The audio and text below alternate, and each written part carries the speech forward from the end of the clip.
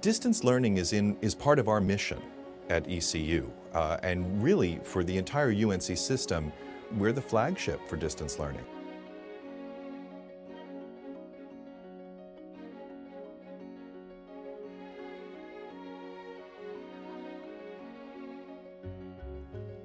This semester, East Carolina University will enroll nearly 6,000 students who will attend some, if not all, of their classes from somewhere other than the university's Greenville, North Carolina campus.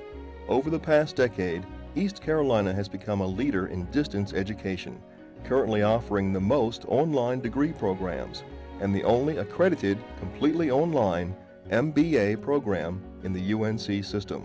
Distance education has made great strides since the development of the internet. Email, discussion boards, chat rooms, and digital audio are commonly used tools. But at East Carolina, some innovative faculty members are exploring ways in which new technologies might improve online learning.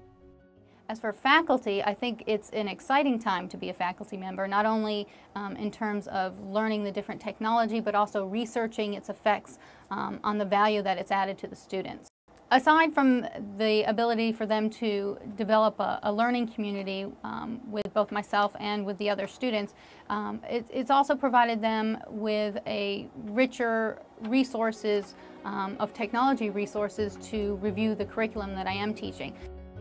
The effort to increase interaction between students and instructors online has ECU professors experimenting with technologies not usually associated with education. The popular social networking application Second Life, in which participants create and control avatars of themselves within a virtual environment, is being used to demonstrate the capabilities of online virtual reality, something many educators believe to be the future of online education. I think Second Life has a tremendous potential for increasing social presence among rural or distant learners, that people who are not able to be with each other face to face do have the opportunity to interact with each other. It's an interesting phenomenon, especially keeping office hours. Students are able to meet with me in my office the same way that they might send email or talk to me on the phone. But the advantage is that they may meet other students in this virtual area who are waiting to speak with me or are speaking with me at the same time. And this allows the students to have the very similar experience to being on campus in one building, talking with each other informally.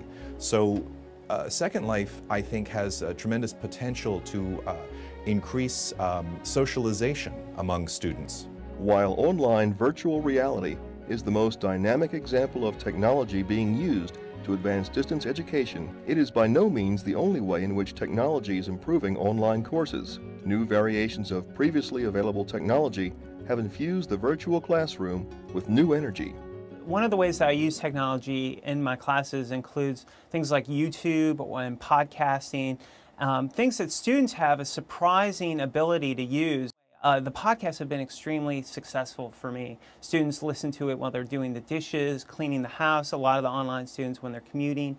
Dr. Hekimovich has also begun to utilize online technology in the form of YouTube videos to introduce into his distance education courses something that was previously impossible to replicate outside of a classroom. I do these things that originally didn't involve technology, or at least obvious sort of online technology, and those things are called context reports, in that a student does research on a subject that's background context to the period of literature or the work that we're currently studying.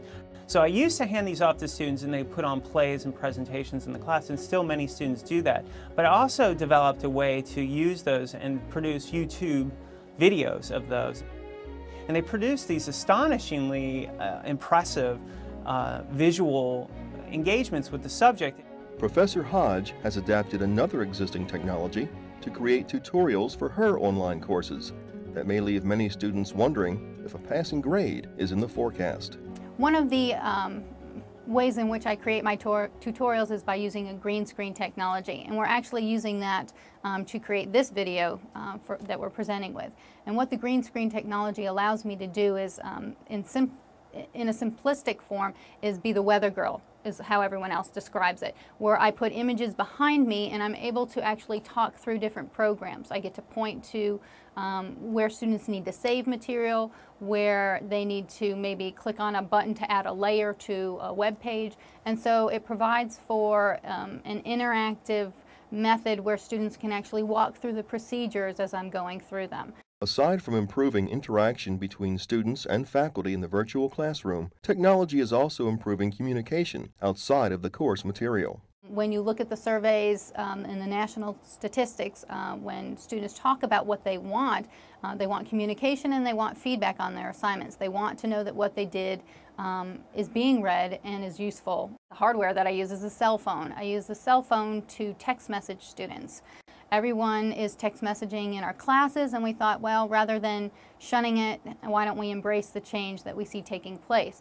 And so what I incorporated into my class was the ability to send my students text messages about their grades, upcoming assignments. I would send them hot links on sites that I thought were helpful to the course that they might want to go check out. Historically, distance education has been viewed as inferior to traditional on-campus courses. Now, thanks to technology, the gap between online and traditional face-to-face classes is narrowing, and educators are rethinking what it really means to interact.